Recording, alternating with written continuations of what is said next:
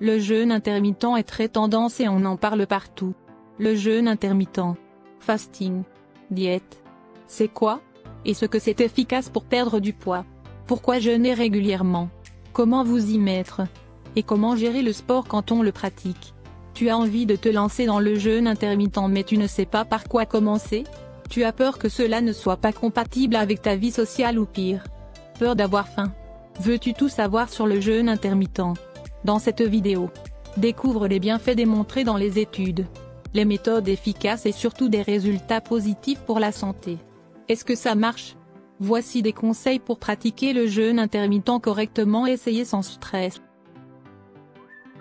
N'oublie pas d'appuyer sur j'aime et de t'abonner et faire partie de la communauté. Le jeûne intermittent c'est quoi? Le jeûne intermittent. Qu'est-ce que c'est? C'est alterné, période de jeûne et période où l'on mange.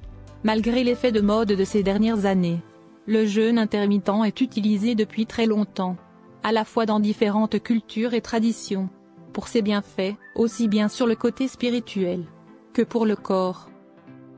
Dans ce bref résumé, le principe du jeûne intermittent est simple. Arrêter de manger avant 20 h et reprendre la nourriture à midi. Cela fait 16 heures de jeûne. Ne pas se suralimenter de midi à 20 h. Une alimentation équilibrée et un peu d'exercice est un plus. L'idéal à midi est de rompre le jeûne avec un jus fait maison, un mélange de fruits et de légumes. Pour résumer, faire un repas à midi, un en case à 16 h, et un dîner léger avant 20 h. Bien sûr, on n'oublie pas de boire, c'est important. Après 21 h ne pas boire jusqu'au lendemain midi. Le jeûne serait encore meilleur. Quelle fenêtre de jeûne choisir? Faire de 16 h jusqu'à 8 h? Faire de 20 h jusqu'à 4 h? Faire de 23 h jusqu'à 13 h? Est-ce que vous faites 2 repas dans la journée? Est-ce que vous faites matin et midi ou bien midi et soir? Il y a plusieurs formes de jeûne. Jeûner 24 heures tous les 10 ou 15 jours. Cette autre forme de jeûne également. Alterner pendant la semaine un jeûne et le lendemain une alimentation normale. Il y a cette forme de jeûne avec une restriction calorique mimée. Le but de ce jeûne est de calculer le nombre de calories. Pourquoi jeûner régulièrement? Selon certaines études scientifiques, le jeûne intermittent permet de retrouver à la fois une très bonne sensibilité à l'insuline et un contrôle optimal de la glycémie.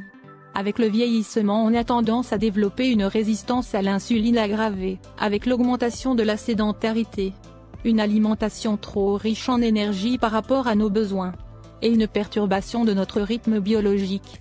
Cette résistance est la cause de certains facteurs dont l'augmentation de l'inflammation dans le corps, la perte de graisse de plus en plus difficile, diminution des performances sportives, diminution de la prise de masse musculaire, diminution de la qualité de sommeil. À savoir que la résistance à l'insuline est un état de prédiabète.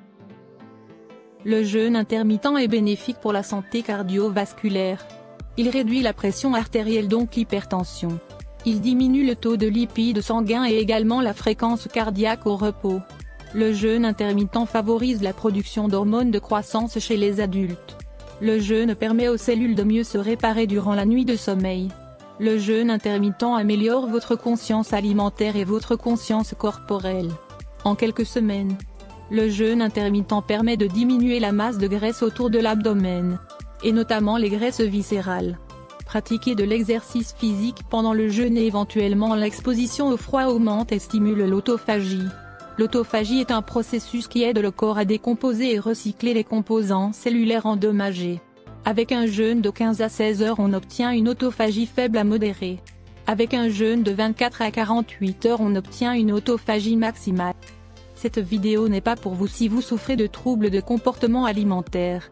Le jeûne intermittent ne peut se pratiquer que si vous avez une relation saine avec la nourriture. Si ce n'est pas votre cas, cette vidéo n'est pas pour vous. Le jeûne intermittent est totalement déconseillé aux femmes enceintes, aux femmes qui allaitent, aux femmes qui souhaitent avoir un enfant et qui essaient de tomber enceinte, aux personnes qui ont des retards de règles, aux personnes atteintes de diabète de type 1, pour les enfants, pour les grands adolescents à voir avec le médecin généraliste, aux personnes prenant un traitement médicamenteux à long terme. Comment vous y mettre? Commencez doucement et progressivement. Permet à votre système de croyance mentale de s'adapter sans stress. Permet à l'organisme de développer progressivement une flexibilité métabolique. Libre à chacun de sauter le petit déjeuner ou le dîner. Par exemple, commencez par un jeûne progressif. Semaine 1. Pratiquez 12 heures de jeûne et 12 heures avec 3 repas et une collation. Semaine 2. Pratiquez 14 heures de jeûne et 10 heures avec 3 repas et une collation. Semaine 3. Pratiquez 16 heures de jeûne et 8 heures avec 3 repas et une collation. Pourquoi essayer de finir son dernier repas avant 20 heures? Afin de profiter d'une plus grande libération d'hormones de croissance qui est généralement sécrétée en première partie de la nuit aux alentours de 22h30 jusqu'à 1h. Surveillez la qualité des choix alimentaires. Limitez la consommation d'aliments transformés.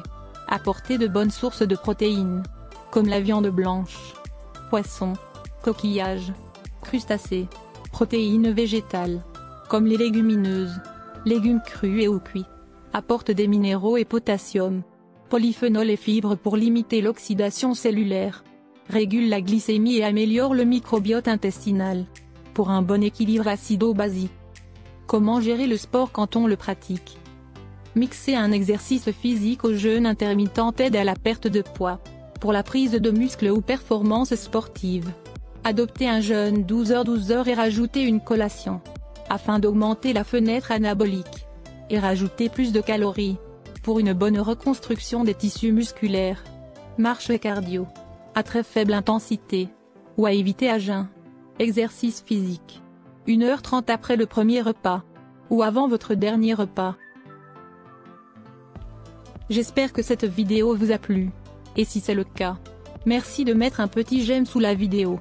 Merci de la partager avec votre famille. Et vos amis. Si ce n'est pas encore fait, pensez bien à vous abonner à la chaîne. J'espère que ces informations vous ont été utiles. Et que vous en ferez bon usage.